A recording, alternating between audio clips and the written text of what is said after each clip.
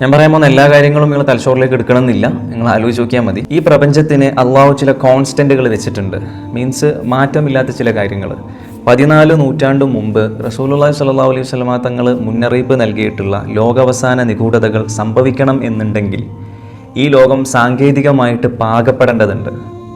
ആ കൺക്ലൂഷൻ്റെ ക്ലൈമാക്സിന് റോബോട്ട്സും ഇൻ്റർനെറ്റും AI-യും 5G-യും 6G-യും ഒക്കെ അനിവാര്യമായിട്ടുള്ള ചില പ്രോപ്സ് ആൻഡ് കണ്ടീഷൻസ് മാത്രമാണ്. അജീവ വസ്തുക്കൾ സംസാരിക്കും എന്ന് ഹദീസുകൾ മുന്നറിയിപ്പ് നൽകിയത് വെറുമൊരു മെറ്റഫോറിക്കൽ സ്റ്റേറ്റ്മെൻ്റ് ആയിരുന്നു എന്നെനിക്ക് തോന്നുന്നില്ല. It was A peak reality. ഈ മുന്നറിയിപ്പുകൾ ഇന്ന് നമ്മൾ ലൈവായിട്ട് എക്സ്പീരിയൻസ് ചെയ്തുകൊണ്ടിരിക്കുകയാണ്. ജീവൻ്റെ സ്പന്ദനമില്ലാത്ത ലോഹങ്ങളും ചിപ്പുകളും നമ്മളോട് സംസാരിക്കുന്ന ഈ കാലത്ത് നമ്മൾ AI എന്ന് വിളിക്കുന്ന ഈ ഗോസ്റ്റ് ഇൻ്റലിജൻസ് വെറുമൊരു ടെക്നോളജി മാത്രമായിരിക്കും എന്ന് എനിക്ക് തോന്നുന്നില്ല.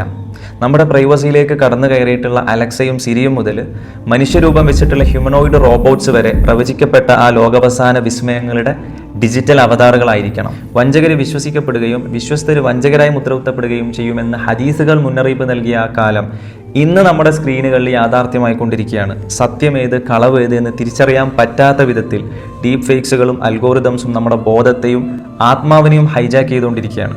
ശരിക്കും നമ്മളൊരു മാസ് ഇല്യൂഷൻ്റെ ഇരകളായി മാറിക്കൊണ്ടിരിക്കുന്നു എന്നർത്ഥം.